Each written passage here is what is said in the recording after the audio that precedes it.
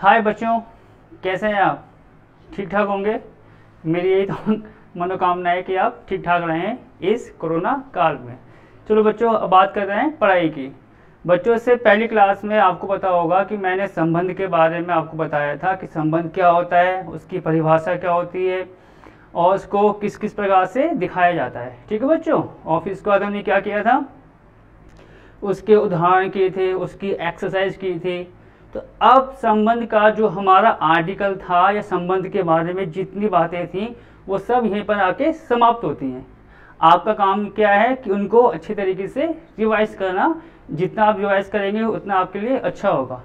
अब हम बात करते हैं संबंध के आगे वाले हिस्से की। संबंध के बाद बच्चों आता है हमारा फलन। मतलब फलन की जो है आपकी परिभाषा 11वीं क्लास में थी, पर मैं उसको एक बार और परिभाषित करूंगा कि फलन क्या होता है, उसकी परिभाषा क्या है और उसको डायग्राम में हम कैसे दिखाते हैं, उसके फिर प्रकार आएंगे। और जब ये सब कुछ खत्म हो जाएगा तो हम शुरू करेंगे उसके उदाहरण। ठीक है बच्चों, तो हम शुरू करते हैं फलन की परिभाषा से कि फलन की परिभाषा आखिरकार क्या होती है। तो मैं आपको उसको लिख के बता रहा हूँ, और लिखने से पहले मैं चाहता हूँ कि आपको मैं एक बार ओरली बता दूँ कि वो होता क्या है। जरा मेरी बात ध्यान से सुनना, तो मैं दिखाऊंगा आपको। हमने दो समुच्चय मान लिए ए और बी। ठीक है बच्चों, ए और बी हमने दो समुच्चय मान लिए। तो जो फलन होता है ना, फलन एक प्रकार से हमारा नियम कह सकते हैं आप, या कोई संबंध कहते हैं। तो फलन हमारा जो होता है वो एक नियम भी होता है या संबंध भी कहलाता है समुच्चय ए से बी के लिए। ठीक है बच्चों, मतलब जो फलन होगा वो हमारा समुच्चय ए से बी के लिए कहलाएगा फलन, किसी भी नियम या किसी भी संबंध के द्वारा। यदि बच्चों समुच्चय ए का प्रत्येक अवयव, इस बात पर ध्यान देना, समुच्चय ए का प्रत्येक अवयव समुच्चय बी के किसी निश्चित अवयव से अगर वो जुड़ रखा है तो इस जुड़ाव को हम क्या कहते हैं, फलन ए से बी में। ठीक है बच्चों, जो मैंने आपको अभी बताया है उसको मैं यहाँ पर परिभाषित करके आपको बताऊंगा। फिर उसके बाद हम आगे बढ़ेंगे कि इसकी दूसरी परिभाषा और क्या हो सकती है। ठीक है, आपको इसकी परिभाषा दिखाता हूँ।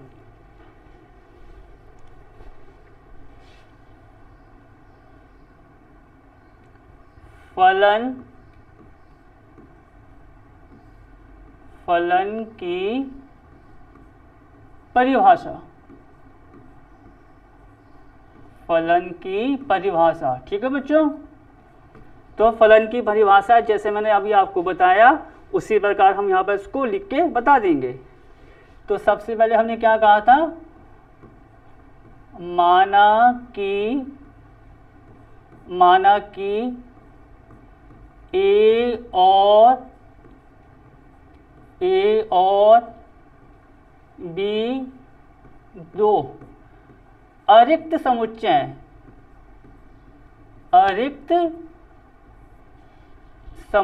हैं। ठीक है बच्चों, अरिक्त समुच्चय हैं। अब जरा आप इस बात पर ध्यान देना कि अरिक्त समुच्चय क्या हुआ। मतलब अरिक्त समुच्चय हमारा वो होता है जिसमें अवयव होते हैं। अगर ये मैंने लिखा होता रिक्त समुच्चय तो इसमें अवयव नहीं होते। तो यहाँ पर मैंने क्या लिखा है वह आपको कि ए और बी हमारे दो अरिक्त समुच्चय हैं, मतलब ए और बी में हमारे अवयव शामिल होंगे। अब जब हम आगे बढ़ते हैं, यदि एफ, बच्चों यहाँ पर एफ हम बनाएंगे स्मॉल। ठीक है, स्मॉल एफ यहाँ पर आप कहेंगे इसको। यदि एफ के द्वारा किसी नियम या संबंध के द्वारा, ठीक है बच्चों, संबंध के द्वारा, जैसा मैंने आपको बताया था इसकी परिभाषा कि कोई हमारा नियम हो सकता है या कोई संबंध हो सकता है कि पर वो होना चाहिए एफ के द्वारा। इस बात पर आप ध्यान देना फिर यदि F के द्वारा किसी नियम या संबंध के द्वारा समुच्चय A के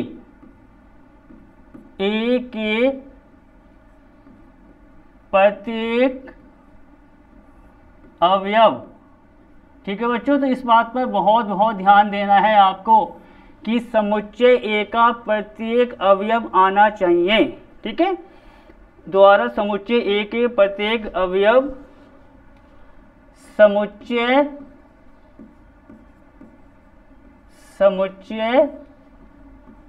B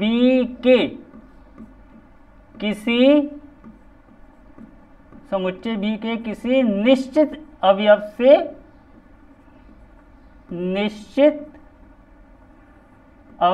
से जुड़े हों, अवयव समुच्चय B के, ठीक है बच्चों, किसी निश्चित अवयव से जुड़े हों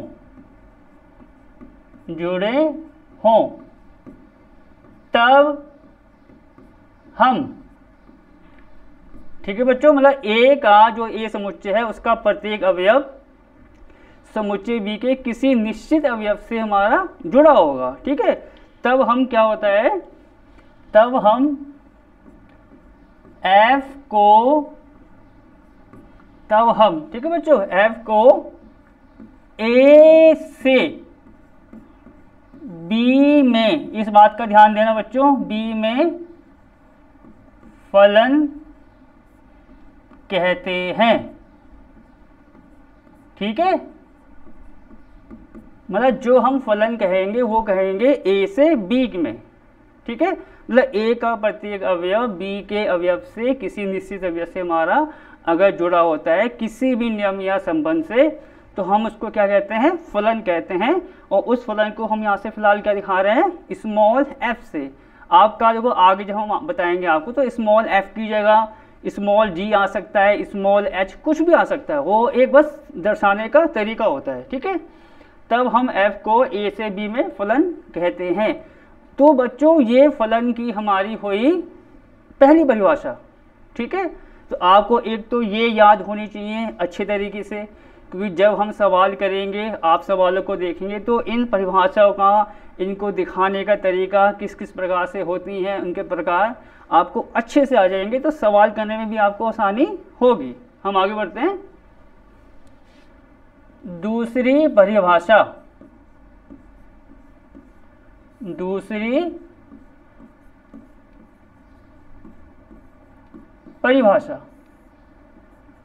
तो बच्चों पहले मैं इसका जिक्र करूंगा कि दूसरी परिभाषा आखिरकार हमारी किस प्रकार से होती है। देखो दूसरी परिभाषा में भी बच्चों स्टार्टिंग हमारी या शुरुआत उसी से होनी है कि A और B हमारे दो हमारे समुच्चय हैं।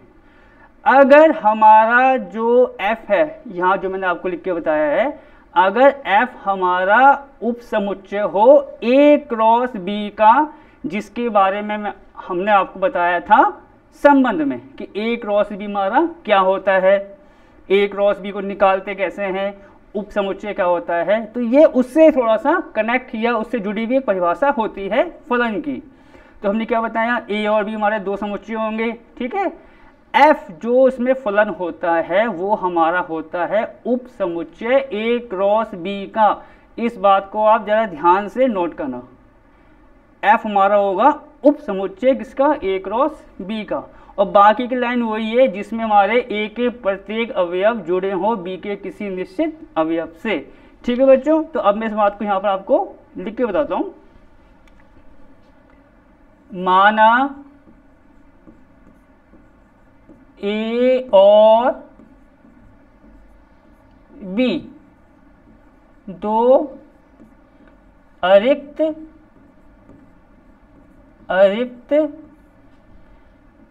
समुच्चय हैं,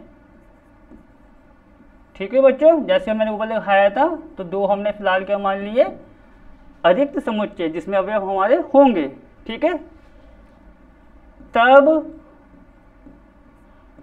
उप समुच्चय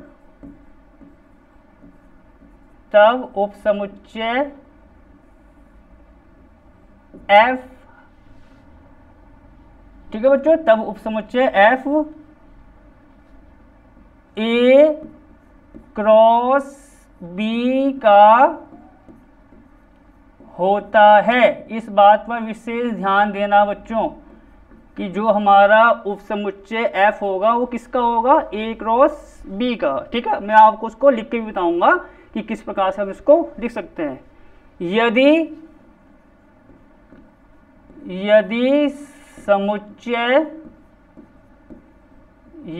समुच्चय ए के प्रत्येक अवयव, ठीक है बच्चों, यदि समुच्चय ए के प्रत्येक अवयव समुच्चय बी के किसी निश्चित अवयव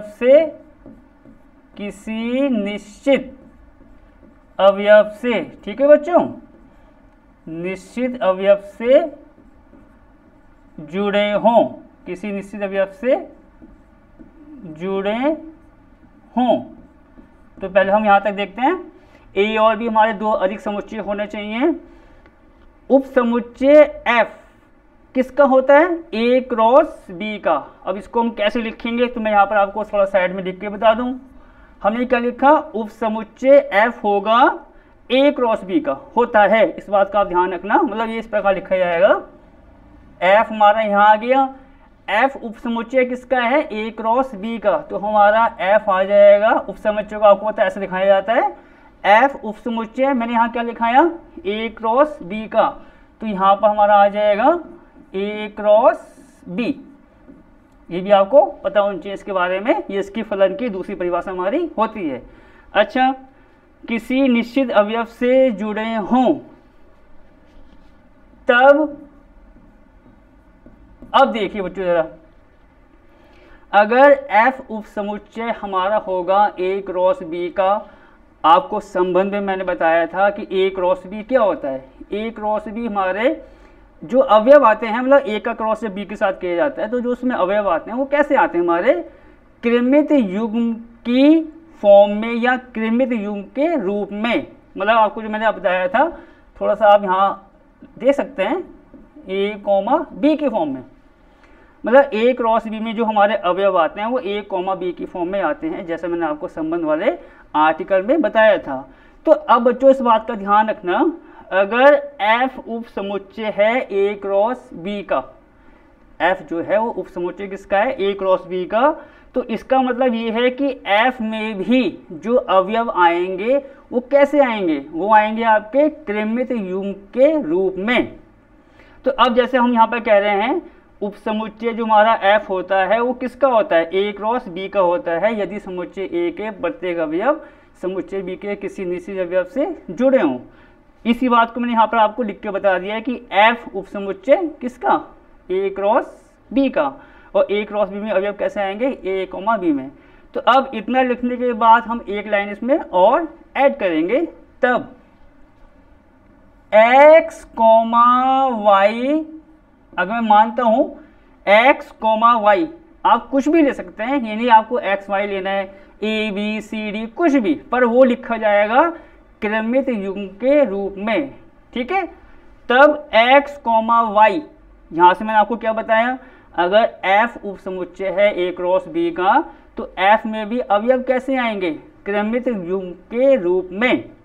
तो अब यहां से एक्स कॉमा वाई जो है वो हमारा बिलोंग्स करेगा एफ के अंदर। ठीक है बच्चों, तो एक्स कॉमा वाई जो है वो हमारा कहाँ बिलोंग्स करेगा, एफ के अंदर, जैसे मैंने यहाँ आपको लिखाया है।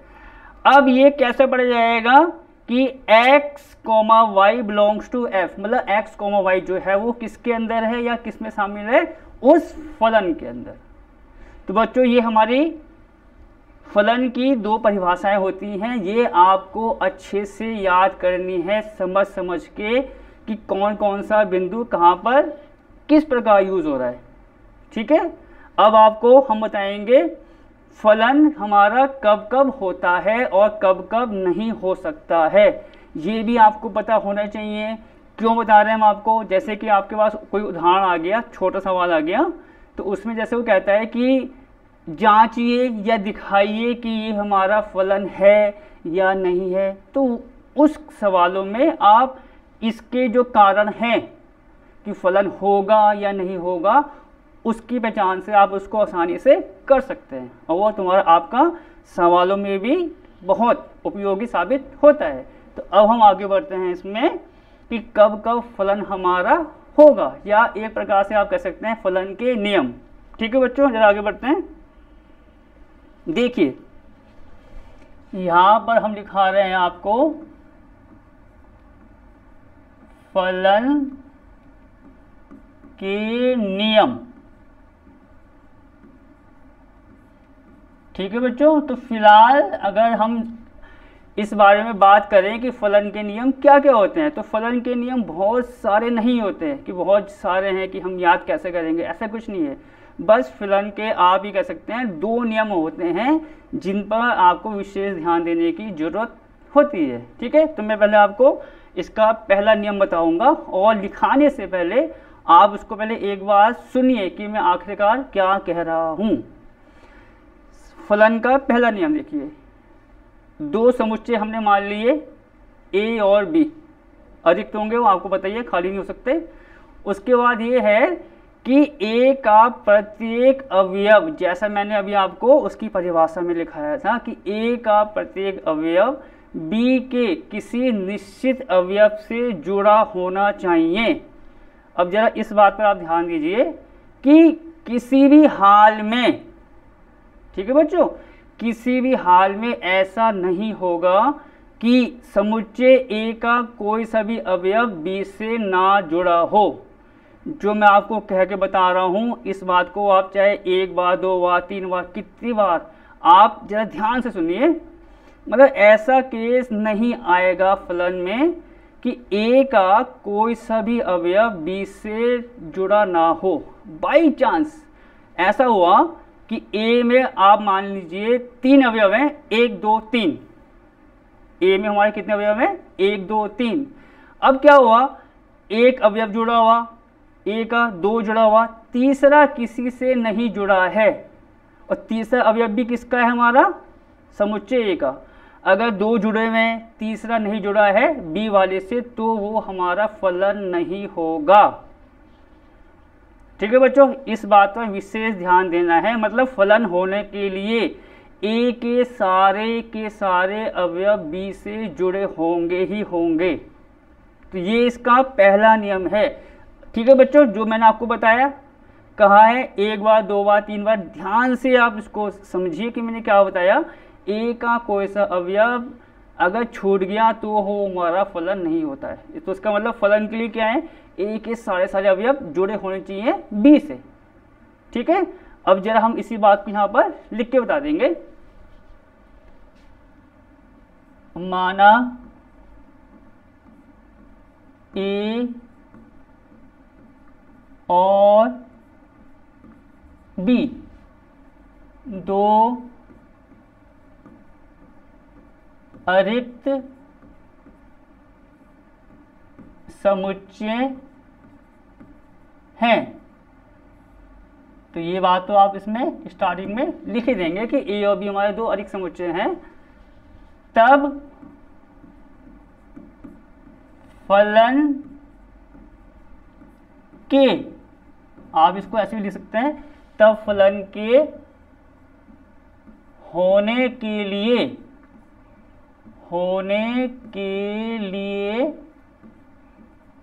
ठीक है बच्चों, ए और बी हमारे 2 समुच्चय हो गए अरिक्त। तब फलन के होने के लिए ए के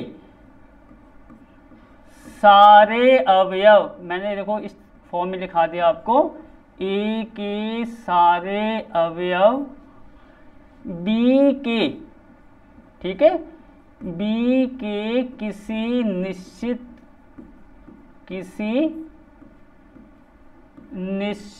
अवयव से,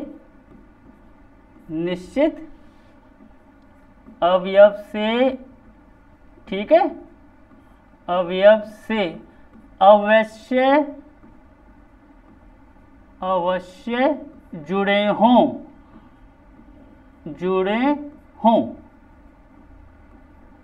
अब बच्चों जरा इस बात को और देखते हैं, ए और बी हमारे क्या आते हैं, अधिक समुच्चय। तो फलन के लिए जैसे मैंने अभी आपको परिभाषा लिखने से पहले इसका बताया है अभी, ठीक है, कि ए के सारे अवयव बी के किसी निश्चित अवयव से जुड़े होंगे। अगर नहीं जुड़ते हैं, जैसे मैंने अभी आपको एक एग्जांपल दिया था 1 2 3 वाला, तो उस केस में वो हमारा फलन नहीं होगा। तभी मैंने इसी बात को ऐसा लिखा दिया कि ए और बी हमारे क्या हैं, दो अधिक समुच्चय हैं। तब फलन के होने के लिए ए के सारे अवयव बी के किसी निश्चित अवयव से अवश्य, अब जरा इस बात को नोट करना, इस बिंदु को मैंने अलग से दिखाया है, अवश्य का मतलब हर हाल में जुड़े होंगे, फलन के होने के लिए अवश्य जुड़े हों, ठीक है। ये आप कह सकते हैं फलन के होने के लिए पहला नियम है कि होगा या नहीं होगा। अब जरा हम बात करते हैं इसके दूसरे नियम की तरफ। ये हमारा आता है दूसरा नियम। पहले इसको लिखने से पहले आपको मैं बताता हूँ कि आखिरकार दूसरा नियम क्या होता है। बच्चों जैसे कि वही ए और बी हमारा दो अधिक समुच्चय हो गए। इस बात पर ध्यान देना जो मैं अब बोलने वाला हूँ, क्योंकि इन दोनों पॉइंट्स को अगर आपने नोट कर लिया तो फलन है या नहीं है इसको पहचानने में कोई दिक्कत आपको नहीं आएगी, ठीक है। देखो पहला नियम तो आपको मैंने बता दिया। दूसरा नियम ये होता है कि जैसे हमारा समुच्चय ए और बी हो गए, वही अधिक समुच्चय जो मैंने बताया था आपको, तो उसमें ये हो सकता है कि ए के मतलब समुच्चय ए के ना दो हो या दो से ज़्यादा अवयव, वो दो भी हो सकते हैं, तीन भी हो सकते हैं, चार भी, वो आपके बी के किसी एक अवयव से जुड़े हों, ठीक है बच्चों। मैंने क्या बताया, ए के मतलब समुच्चय ए के और बी के जो है हमारे अवयव दो या दो से ज़्यादा, जैसे मैं ए की बात कर रहा हूँ क्योंकि ए से बी हम देखेंगे, तो ए के दो या दो से ज़्यादा अवयव वो हमारे वहाँ पर आ सकते हैं बी के किसी एक अवयव से, ठीक है। परंतु बी के जो दो अवयव होंगे या दो से ज़्यादा अवयव होंगे वो ए के एक अवयव पर नहीं जुड़े होने चाहिए। अब मैं आपको जो इसी बात को यहाँ पर थोड़ा सा एक फिगर में बताने का प्रयास करता हूँ कि आप उसको इस प्रकार से भी समझ सकते हैं, पहले नियम को भी और दूसरे को भी आप दोनों केसेस में शामिल कर सकते हैं। जैसे मैंने यहाँ पर बताया था आपको, ये देखिए पहले इसी को हम देख लेते हैं, इसी में जोड़ लेते हैं दूसरे को कराने से पहले। ये देखिए बच्चों, ये हमारा इस प्रकार से होता है। देखिए जैसे हम कहते हैं ना कि ए के सारे अवयव बी से हमारे जुड़े होने चाहिए या नहीं जुड़े होने चाहिए तो फलन नहीं होगा, वो सारा आप इस प्रकार भी क्लियर कर सकते हैं। तो ये थोड़ा सवाल को करने का और आसान तरीका हो जाता है। मतलब आप जैसे कि हम सवाल दूंगा आपको बताएंगे, तो आप कोशिश करना कि वो सवाल हमारा फिगर से ही समझ में आ जाए, तो उससे ये फ़ायदा होता है कि सवाल हमारा और आसान बन जाता है। तो आप जैसे ही देखिए, ये मैंने मान लिया ए और बी, ठीक है बच्चों, यहाँ जैसे मैंने क्या मान लिया ए और बी। तो अभी जैसे हमने ये बताया था आपको इसकी फलन की परिभाषा में कि फलन एक नियम या हमारा संबंध होता है जो ए के सारे अवयव को बी से जोड़ता है। तो जैसे आप देखो ए और बी मान लीजिए दो अलग अलग, तो यहाँ पर जोड़ने के लिए कुछ ऐसा दिखाया जाता है। जैसे अब ए और बी हो गए बच्चों, तो यहाँ पर शुरुआत कहाँ से होगी, ए से होगी और कहाँ जाएगी, बी की तरफ। और आपने देखा होगा इससे पहले जो मैंने परिभाषा बताई आपको, उसमें क्या था कि ए के सारे अवयव बी से हमारे जुड़े होंगे, तो फलन एफ जो था ए से बी में कहलाता है, ठीक है। जैसे मैंने आपको बताया था ए से बी, अगर वो कहता है ए से बी तो हम शुरुआत करेंगे ए से। ये देखिए, देखो जो मैंने अभी आपको बताया है, ए से जाएंगे बी की तरफ, ठीक है। और जैसे हम ए से बी की तरफ जा रहे हैं और इसको जैसे मैंने बताया था वो एफ हमारा इससे डोट हो जाएगा, बस और कुछ नहीं करना आपको। ए बी बना दिया और ए से बी जा रहा है, तो ये ए से बी हमारा आपका, और देखो आप इसको ऐसे भी लगा सकते हैं और ये और बेस्ट हो गया। एरो का साइन, उससे क्या हो गया कि हम कहाँ से कहाँ जा रहे हैं, ए से बी जा रहे हैं, कि ए से बी में फलन कहलाएगा, ठीक। ए और बी हो गया हमारा। अब आगे बात करते हैं। तो यहाँ पर जो उसकी पहली परिभाषा थी मैं इसमें भी इसको फिगर को ऐड कर देता हूँ और दूसरे में भी मैं इसको ऐड करके बता दूंगा। तो जैसे कि यहाँ पर आप देखिए, मैंने मान लिया AB1 2।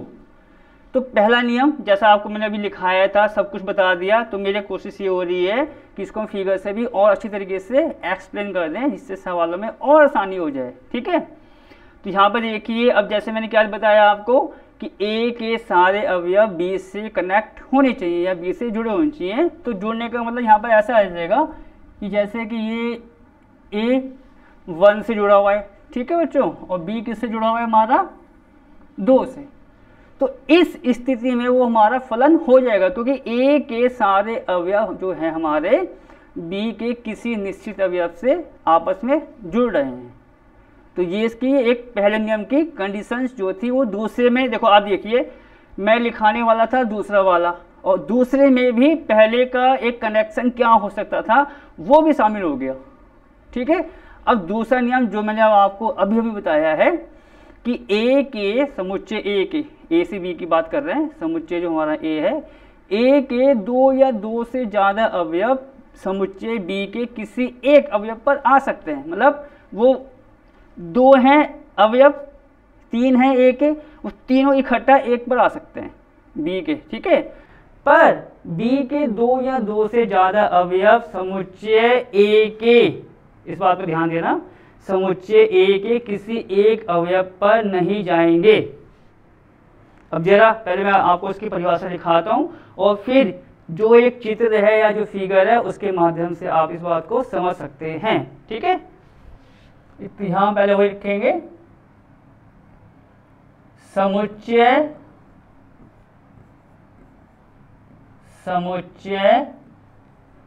A के, ठीक है बच्चों, समुच्चय A के 2 या 2 से अधिक, 2 या 2 से अधिक अवयव, 2 या 2 से अधिक अवयव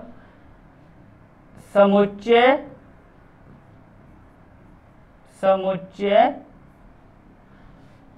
B के, ठीक है बच्चों, समुच्चय A के 2 या 2 से अधिक अवयव, वो कुछ भी हो सकते हैं, 3 4 5, समुच्चय B के किसी निश्चित अवयव से, किसी निश्चित अवयव से, ठीक है बच्चों, किसी निश्चित अवयव से जुड़े हो सकते हैं, जुड़े हो सकते हैं। ठीक है, पर इसके बाद जो मैंने अभी आपको बताया है कि A के 2 या 2 से ज्यादा अवयव समुच्चय B के किसी निश्चित अवयव से जुड़ सकते हैं, परंतु समुच्चय B के 2 या 2 से ज्यादा अवयव समुच्चय A के किसी एक निश्चित अवयव से जुड़े नहीं होने चाहिए। जैसे अगर B के 2 हमारे वो अवयव है या 3 है, वो समुच्चय A के किसी एक अवयव से जुड़े हैं, तो वो हमारा फलन नहीं होता है। इस बात का बच्चों विशेष ध्यान देना। तो मैं इसको अभी आगे और लिखाऊंगा, इतना हो गया। परंतु B के 2 या 2 से अधिक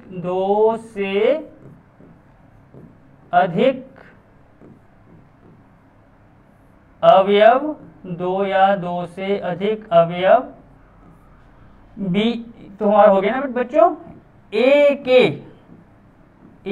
के किसी एक अवयव से, ठीक है बच्चों, जो मैं आपको बताया अभी कि B के 2 या 2 से अधिक अवयव A के किसी एक अवयव से जुड़े ना हो। तो ये बच्चों इनके दो नियम होते हैं फलन के होने या ना होने के लिए। अब जैसे मैंने आपको इसका बताया था भी आपको, मतलब हम परिभाषा लिखने वाले थे दूसरे की, और दूसरे में हमारा फर्स्ट परिभाषा का फिगर तैयार हमारा हो गया है। ठीक है, अब जरा इस बात को जो मैंने समुच्चय के दो माने थे रूप ए और बी, कहा था कि फलन कब होगा कब नहीं होगा, और वो हमारी परिभाषा दो बन के आई थी। और अब इसका भी हम फिगर आपको बना के बताते हैं, जिससे कि वो हमारा फलन होगा या नहीं होगा, इस बात को हम इस प्रकार से दिखाएंगे। ये देखिए, ये हमारे दो हो गए समुच्चय ए और बी, जैसे मैंने आपको अभी बताया है। ये जैसे हमारा ए और बी है, तो जो उसका पहला नियम था वो तो आपके सामने आ ही गया। और उसके बाद मैंने क्या बताया कि ए के दो या दो से ज्यादा अवयव अगर जुड़े हैं बी के किसी निश्चित अवयव से तो वो फलन होगा। अगर बी के दो आते हैं तो नहीं होगा। तो अब दोनों केस आप इस प्रकार से कह सकते हैं फिगर के अनुसार, जो हम इसमें दिखाएंगे। ए बी आप यहां मान लीजिए, जैसे मैं मानता हूं ए बी और सी। ठीक है बच्चों, कुछ भी एक अवयव आप मान सकते हैं अपनी तरफ से भी, बस थोड़ा जांचने के लिए।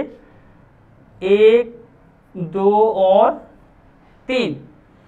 तो मैंने जैसे अभी आपको बताया कि ऐसा हो सकता है कि ये जैसा कि ए के दो या दो से ज्यादा अवयव, तो मैं दो अवयव ये मान लूं, जैसे ए और बी आप दे सकते हैं यहाँ पर, ए बी मान सकते हैं, बी सी मान सकते हैं, या ए बी सी तीनों मान सकते हैं, क्योंकि मैंने क्या लिखाया हुआ दो या दो से ज्यादा अवयव।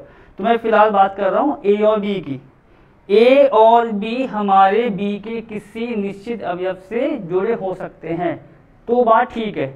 अब जैसे यहाँ देखिए, ये ए और बी, यहां ध्यान देना बच्चों जरा, ए और बी हमारे दो अवयव हैं समुच्चय ए के, वो हमारे जुड़े हुए हैं किससे, समुच्चय बी के अवयव एक से। तो यहाँ पर तो फलन वो हमारा हो जाएगा, यहाँ फलन होगा।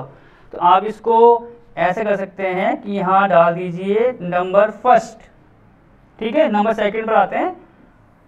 ये देखिए ऐसे हम इस प्रकार से बना लें। तो जैसे हमने यहाँ मान लिया सी और डी, कुछ भी कह सकते हैं आप, समुच्चय हो तो।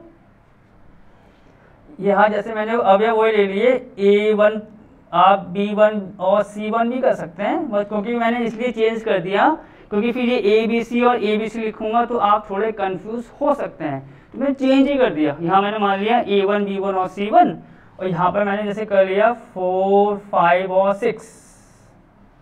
ठीक है, A1 B1 C1 और कितना 4 5 और 6।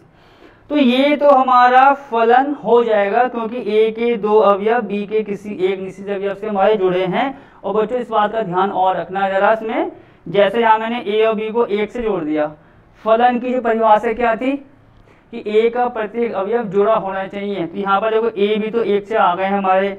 अब जैसे सी यहाँ पर रह गया है तो सी को भी मुझे किसी से जोड़ना पड़ेगा। तो यहाँ मैंने मान लिया कि वो हमारा दो से जुड़ा है।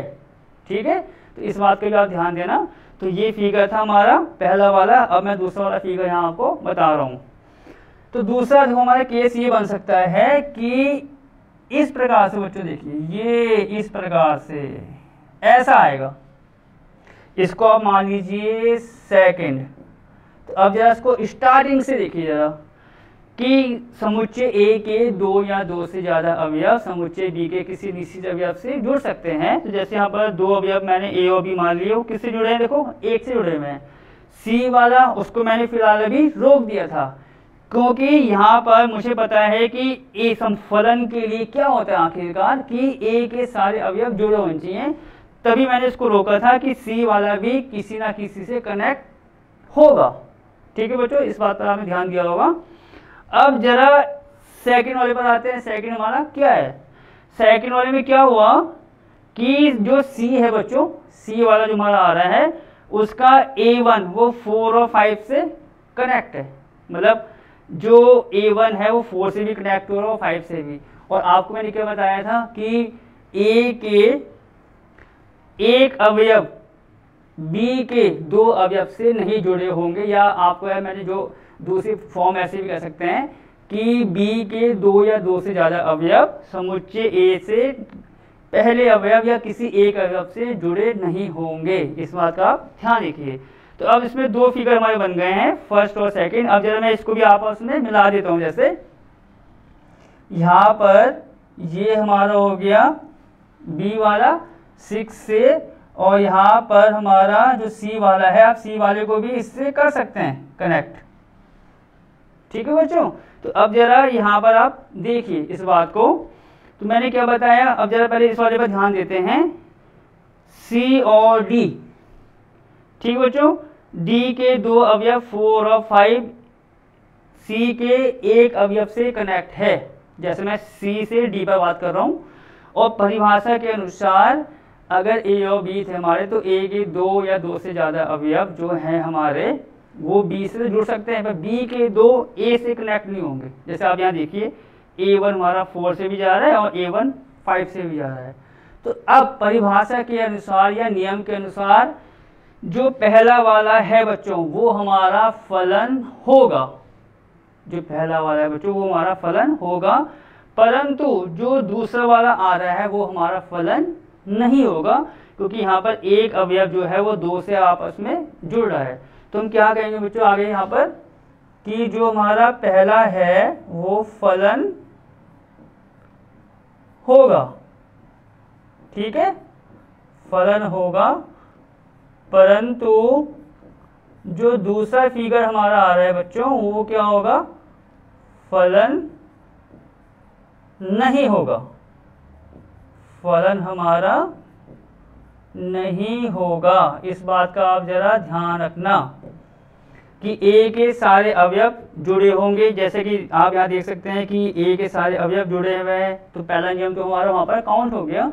दूसरे में क्या था कि ए का एक अवयव अगर वो जुड़ा होता है बी के, जैसे मैं फिलहाल मैंने माना हुआ सी और डी, वो समुच्चय आप कुछ मान सकते हैं, ए का या सी का, जैसे यहाँ हम देखेंगे A1 जो है वो जुड़ा हुआ है 4 से भी और 5 से भी। तो ऐसा संभव अगर आता है किसी भी उदाहरण में तो वो हमारा फलन नहीं होगा। तो जो यहाँ तक हमारी बात आ गई इसकी फलन की परिभाषा और फलन के नियम कि कब कब होता है और कब हमारा नहीं होता है। अब हम इसके बाद बात करेंगे प्रांत, सहप्रांत और परिसर। इंग्लिश में आप इसको बोल सकते हैं, जैसे 11वीं क्लास में भी आपने ये पढ़ा होगा थोड़ा बहुत, डोमेन, कोडोमेन और रेंज। हिंदी में प्रांत, सहप्रांत और परिसर। और हम इसमें एक चीज और ऐड करेंगे, एफ प्रतिबिंब, या इंग्लिश में बोल रहे हैं इसको हम एफ इमेज। तो अभी आपको हम 4 बिंदुओं पर फोकस और कराएंगे कि वो 4 बिंदु हमारे क्या क्या होते हैं, जिनके बारे में आपने 11वीं क्लास में भी पढ़ रखा होगा। पर मैं चाहता हूँ कि थोड़ा बहुत रिवीजन पहले क्लास का हो जाए, जिसका कनेक्शन नई क्लास में आ रहा है। उससे फ़ायदा है ना कि जब आप किसी चीज़ को पढ़ेंगे, जबकि आप वो पहली क्लास में पढ़ चुके हैं, तो जब उसको देखेंगे तो उसमें कौन कौन से पॉइंट्स पहले वाले यूज़ हुए थे, तो उसकी दिक्कत ना आए, आप उसको आसानी से कर सकें। ठीक है बच्चों, हम जरा आगे बढ़ते हैं यहाँ पर। तो ये हमारा आ रहा है अब प्रांत, सहप्रांत और परिसर। ठीक है, और उसके बाद जैसे मैंने आपको बताया कि एफ प्रतिबिंब या एफ इमेज, वो हमारा इसी में सारा काउंट हो जाएगा। और जो मैंने अभी आपको पीछे इसकी परिभाषा बताई और जो 2 बनाए थे इसमें एक सर्किल जैसे गोले गोले जो थे हमारे, उसके अनुसार भी आप समझ जाएंगे कि हमारा प्रांत, सहप्रांत, परिसर या एफ इमेज किसको कहा जाता है। वो अब इस पॉइंट पर आके सारा खत्म हो जाएगा। और बच्चों उसके बाद ही परिभाषाएं भी और आएंगी, ठीक है, उन पर जिक्र करेंगे इसके बाद। तो अब यहाँ पर हमारा आता है पहले बच्चों प्रांत।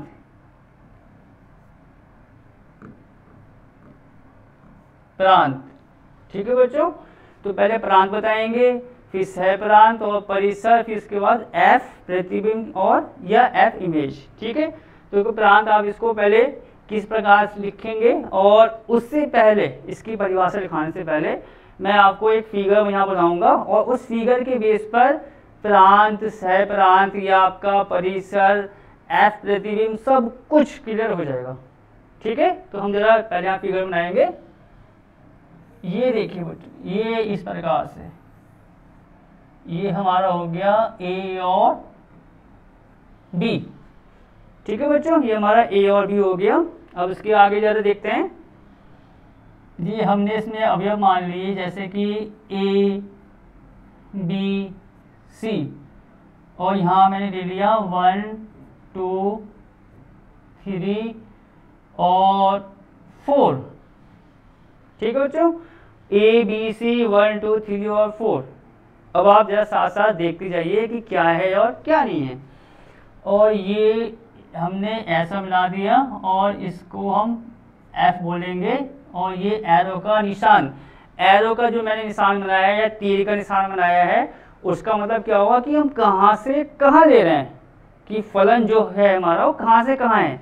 एरो जा रहा है ए से बी की तरफ, तो ये फलन की जो हम बात कर रहे हैं वो हमारे होगा ए से बी की तरफ। ठीक है, जरा इसको मैं अभी और सिंप्लीफाई करता हूँ, तो उसके बाद इन तीनों चारों की जो परिभाषा है वो एक साथ आपको मालूम पड़ जाएगी कि आखिरकार वो होता क्या है। ठीक है, जरा इसको आप देखिए पहले।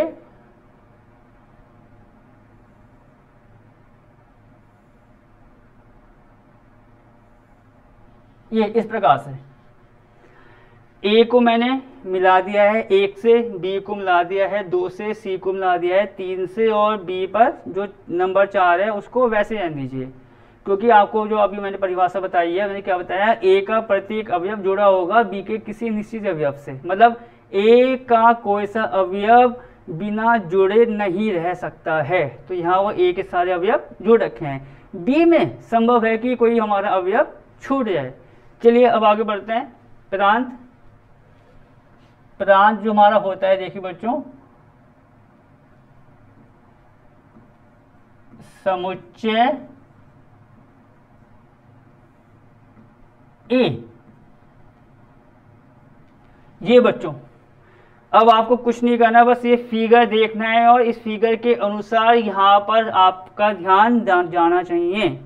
मतलब अगर फलन ये हमारा, जैसे आपको मैंने दिखाया है कि ए से बी जा रहा है, ए बी सी 1 2 3 4 हमारे एलिमेंट्स मान लिए यहाँ पर, तो जो प्रांत होता है वो हमारा समुच्चय ए होता है। मतलब अगर मैं समुच्चय ए को ले लूँ तो वो हमारा किसका काम करेगा, प्रांत का। मतलब जहाँ से फलन की शुरुआत होती है, दूसरे आप रूप में ऐसा कह सकते हैं, जहाँ से फलन की शुरुआत होती है उसको हम क्या बोलते हैं, प्रांत बोलते हैं। तो मैंने इसको बहुत छोटे तरीके में लिखा दिया कि प्रांत का मतलब हमारा हो गया समुच्चय ए। ठीक है, आगे बात करते हैं। सह प्रांत। ठीक है बच्चों, सह प्रांत, सह प्रांत हमारा होता है समुच्चय बी।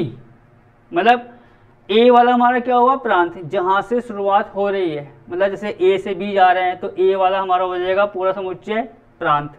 आगे बढ़ गए। सह प्रांत में क्या हुआ, जहां पर इसकी एंडिंग हो रही है, जैसे हम जा रहे हैं ए से बी तो इसकी एंडिंग कहाँ हो रही है, बी वाले पर हो रही है, तो हम बी को बोल देंगे सह प्रांत। बस इतना करना है और कुछ नहीं, बस। ठीक है, आइए तो यहाँ पे क्या लिख देंगे हम, समुच्चय बी। ठीक है बच्चों, तो उसका मतलब क्या हुआ कि जहां से शुरुआत होती है वो पूरा समुच्चय, उसमें जितने अवयव आएंगे, जैसे मैंने यहाँ पर क्या लिखा हुआ इस फिगर के अनुसार, मतलब जो मैं यहाँ पर आपको लिख के बता रहा हूँ कि समुच्चय ए समुच्चय, वो इस फिगर के अनुसार सारा हम इसमें काउंट करके बता रहे हैं। ठीक है, तो जैसे मैंने लिखा हुआ कि प्रांत समुच्चय ए इस फिगर के अनुसार। ठीक है, तो अब ए में जितने अवयव आएंगे ए बी सी, तो ए बी सी हमारा प्रांत हो गया। उसके बाद सह प्रांत का लिखा है समुच्चय बी, समुच्चय बी में कितने अवयव आ रहे हैं, 1 2 3 और 4, तो हमारा सह प्रांत हो गया। उसके बाद जो तीसरा पॉइंट्स मैंने आपको बताया था वो क्या बताया था, परिसर। परिसर, ठीक है। अब जरा परिसर पर ध्यान दीजिए। देखो परिसर हमारा क्या होता है, परिसर हमारा होता है समुच्चय बी के ऐसे अवयव जो समुच्चय ए से जुड़ रखे हों। ठीक है बच्चों, बहुत बहुत जरूरी बात। क्योंकि क्या होता है कभी कभार बच्चे इस बात में कंफ्यूज हो जाते हैं कि आखिरकार ये प्रांत, सह प्रांत या परिसर ये तो सब एक जैसे लग रहे हैं कि ये हो गया वो हो गया, और सबसे ज़्यादा कन्फ्यूजन होती है ना बच्चों कहाँ पर, परिसर और सह प्रांत में। क्या होता है मोस्टली बच्चे अगर ध्यान नहीं दे पाते हैं तो क्या होता है वो परिसर को भी बी मान लेते हैं, पर वो बी कब होता है उसका एक अलग कारण होता है। तो फिलहाल इस फिगर के अनुसार मैंने क्या बताया आपको कि परिसर क्या हुआ, जहां पर बी के अवयव लेने हैं जो ए से जुड़ रखे हों। अब जरा यहाँ ध्यान दीजिए, बी में कौन कौन से अवयव हैं जो ए के अवयव से जुड़ रखे हैं, कौन कौन से आप देखेंगे, एक जुड़ा हुआ है ए से, दो जुड़ा हुआ है बी वाले से, और तीन है वो जुड़ा हुआ है हमारा सी वाले से। ठीक है, तो अब इसके अनुसार क्या होगा बच्चों, यहाँ पर हमारा 1 2 3 इन तीनों को लेके हम जो एक समुच्चय बनाएंगे वो पूरा समुच्चय क्या कहलाएगा हमारा, परिसर। तो मैं इसको इस प्रकार लिखाऊंगा, समुच्चय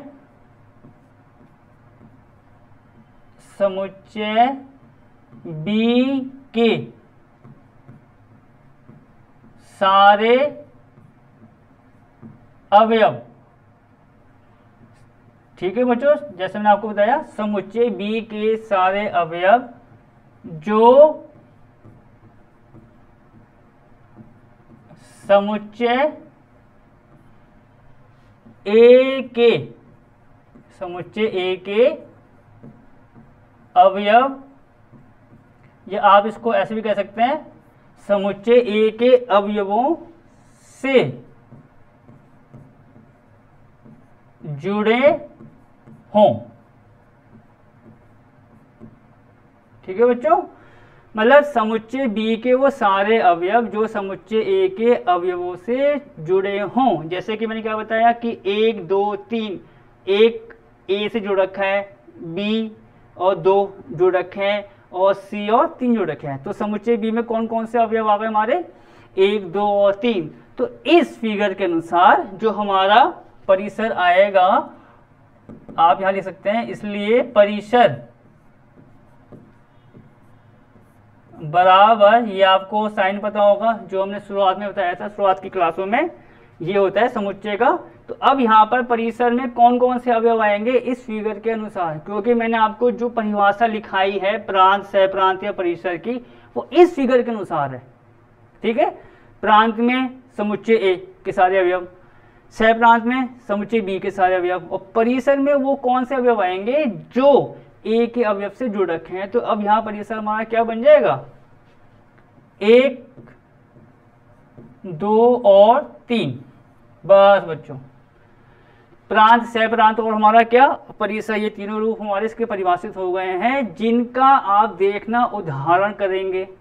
ठीक है, एक्सरसाइज पर आएंगे तो इन सभी का यूज होने वाला है। ठीक है, सवाल में क्या बोल देगा कि ये सह प्रांत है, ये प्रांत है, ये परिसर है। अब वो तीनों चीज जो आपने पढ़ी होंगी 11वीं क्लास में, पर हो सकता है वो आप उसको थोड़ा भूल गए हो, या थोड़ा सा वो माइंड में कभी याद रहता है या कभी नहीं रहता, तो इसीलिए ये चीज़ें बताई जा रही हैं। ठीक है, अब इसके बाद मैंने आपको कुछ बताया था अभी इससे पहले, प्रांत, सह प्रांत, परिसर के बाद चौथा नाम मैंने और लिया था, वो था एफ प्रतिबिंब, या इंग्लिश में क्या बोलेंगे इसको हम, एफ इमेज। अब जरा यहाँ पर हम देखते हैं कि एफ इमेज किसको कहा जाता है।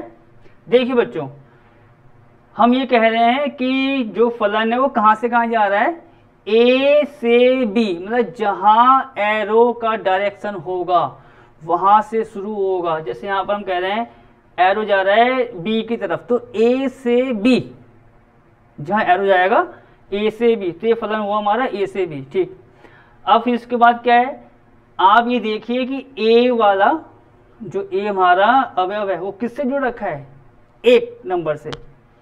बी वाला किससे जुड़ा हुआ है, 2 से।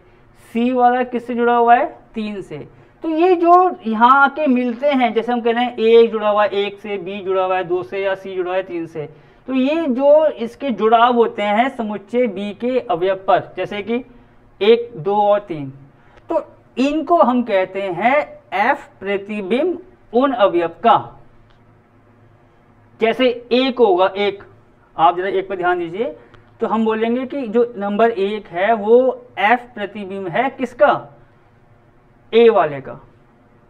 आगे 2 लिखा हुआ है, तो 2 हमारा कहलाएगा एफ प्रतिबिंब बी वाले का। ठीक है, ऐसी जो हमारा 3 है वो क्या कहलाएगा, एफ प्रतिबिंब सी वाले का। मतलब इस बात का आप ध्यान देना, जो एफ प्रतिबिंब होते हैं वो होते हैं समुच्चय बी के अवयव। जैसे ए से बी जाएगा तो समुच्चय बी के अवयव होंगे, और जो कनेक्ट होंगे या जुड़े होंगे समुच्चय ए के अवयव से। तो हम यहाँ पर इसको इसी फिगर के अनुसार, जैसे मैं बार बार बात कर रहा हूँ, इसी फिगर के अनुसार हम ये सारी की सारी जो परिभाषा आ रही है, प्रांश है, प्रांत परिसर या एफ इमेज की, उसको बताने की कोशिश कर रहे हैं। ठीक है, तो अब इसके अनुसार क्या क्या होगा देखो, तो प्रांश है, प्रांत और परिसर, यहाँ पर हम लिख देते हैं एफ प्रतिबिंब। ठीक है, एफ प्रतिबिंब। तो अब जरा इसको थोड़ा सा बताने का फायदा ये है कि आप देखेंगे एग्जाम्पल में या एक्सरसाइज में ये चीजें अब आएंगी ना, जैसे वो कहीं से लिख दिया कि भैया ये इसका एफ प्रतिबिंब है, तो आपको मालूम रहे कि ये वो अवयव हैं समुच्चय बी के जो ए के अवयव से जुड़ रखे हैं। ठीक है, तो यहाँ पर जैसे कि अब एफ प्रतिबिंब इस फिगर के अनुसार कौन कौन से होगा देखिए बच्चे। एक जो है, एक है, आप इसको ऐसे लिख दिया आसान तरीके में, एक है एफ प्रतिबिंब, एफ प्रतिबिंब स्मॉल ए का। इस प्रकार भी आप इसको कह सकते हैं कि जो एक आ रहा है वो हमारा हो रहा है एफ प्रतिबिंब किसका, किससे जुड़ा हुआ है, एक, ए से, तो हम बोलेंगे कि एक है एफ प्रतिबिंब एक का। ठीक है, और भी आप लिखिए इस फिगर के अनुसार, 2 है एफ प्रतिबिंब, 2 है हमारा एफ प्रतिबिंब किसका बच्चों, बी का। ठीक है, और उसके बाद आता है 1, 2 और 3 भी हमारा आ रहा है, 3 है एफ प्रतिबिंब सी का। ठीक है, तो आप इसको इस प्रकार भी लिख सकते हैं कि एफ प्रतिबिंब कौन किस किस के माया बन के आ रहे हैं, मतलब बी के वो ऐसे अवयव जो ए से जुड़ रखे हो, ए के अवयव से जुड़ रखे हो, तो उन सबको आप ये कहेंगे कि भैया ये इसका एफ प्रतिबिंब है। आप इसको थोड़ा उल्टा भी कर सकते हैं, कैसे देखिए हम ही कह रहे थे कि भैया एफ प्रतिबिंब क्या हुआ, बी के ऐसे अवयव जो ए से जुड़ रखे हैं तो वो हमारे सारे क्या होंगे, एफ प्रतिबिंब। कभी कभी अगर आपसे वो पूछता है बुक्स में, सवालों में, या कुछ भी आपको मिल जाए कहीं पर कि पूर्व प्रतिबिंब, यहाँ तो मैंने आपको किसकी बात बताई, एफ प्रतिबिंब की, यहाँ आपके बात खत्म हो गई। बाई चांस अगर ऐसा आ जाता है पूर्व प्रतिबिंब, तो उसके लिए हमें क्या करना होगा, इसको भी आप जरा दे सकते हैं। मतलब जैसे आपने एफ प्रतिबिंब को देखा कि कौन कौन से होता है, तो पूर्व प्रतिबिंब इसका उल्टा करना है और कुछ नहीं करना। जरा देखिए, अब मैंने क्या बताया, जैसे कि जहां पर ए से बी हमारा फलन था, बी के वो सारे अवयव जो ए से कनेक्ट है उसको हमने क्या बताया था आपको, अभी एफ प्रतिबिंब कहते हैं। कि जैसे कि एक हो गया एफ प्रतिबिंब ए का, 2 हो गया बी का, या सी हो गया। अब इसको आप उल्टा कीजिए, क्या अभी एक था एफ प्रतिबिंब ए का, 2 था बी का, 3 था सी का। अब उल्टे का मतलब कैसे, अगर मैं ए को देखूं कि ए जा रहा है एक की तरफ, तो मैंने क्या बताया, एक तो होगा एफ प्रतिबिंब ए का, पर जो ए होगा ना, ए वो होगा पूर्व प्रतिबिंब एक का। ये उल्टा हो जाते हैं, मतलब अगर ये हमारा एफ प्रतिबिंब है ए का, तो ए होगा पूर्व प्रतिबिंब एक का।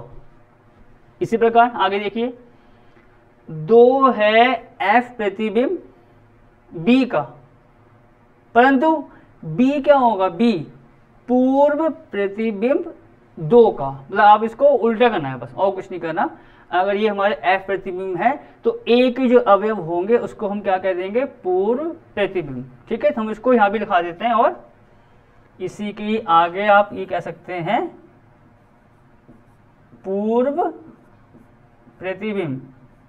ठीक है बच्चों, क्योंकि बस हमारी कोशिश यही है कि जितना हम आपको अच्छे से बता सकें किसी बात को, किसी भी तरीके से, बस वो आपके माइंड में आनी चाहिए, और उसका यूज़ कैसे करना है उसका बाद आप देखेंगे कि वो सारी चीज़ें जो हैं जो कठिन कहलाती हैं वो आपके लिए सरल रूप ले सकती हैं। ठीक है, आइए पूर्व प्रतिबिंब, तो आपको मैंने क्या बताया, ये सब उल्टे हो जाएंगे। जैसे मैंने अभी यहाँ पे लिखा है कि 1 है F प्रतिबिंब A का, या 2 है F इसका हो गया, 3 है F प्रतिबिंब C का, तो अभी उल्टा कैसे हो जाएगा, A है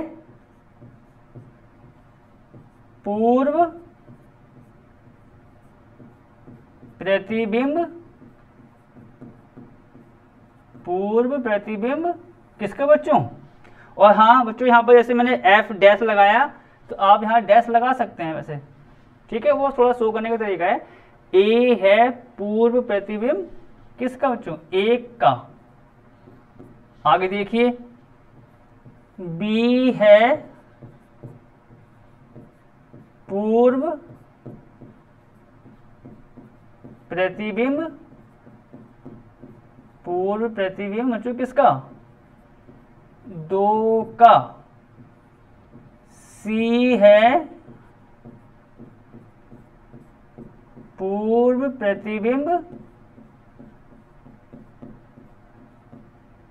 ये बच्चों होगा 3 का।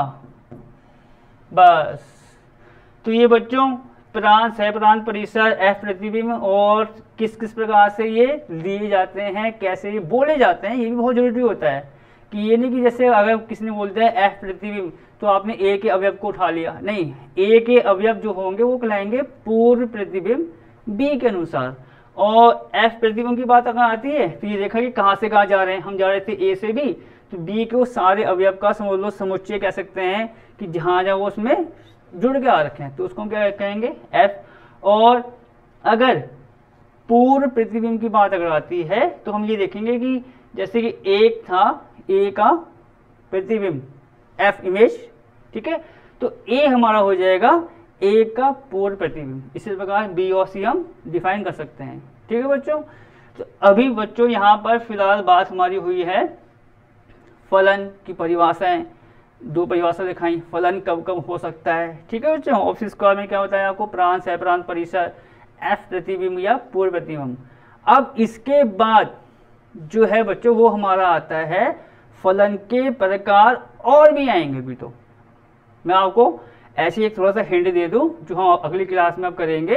वो हमारा अब आएगा आपका एक एक आच्छादक, एक एक और आच्छादक। ठीक है, इंग्लिश में भी आप इसको जरा सुनिए जो मैं बोल रहा हूं, 1 to 1, 1 to 1 का मतलब हुआ एक एक। ठीक है, अभी हम बताने वाले हैं अगली क्लास में। और फिर इसके बाद हमारा आता है आच्छादक, आच्छादक को हम इंग्लिश में बोलते हैं ऑन टू।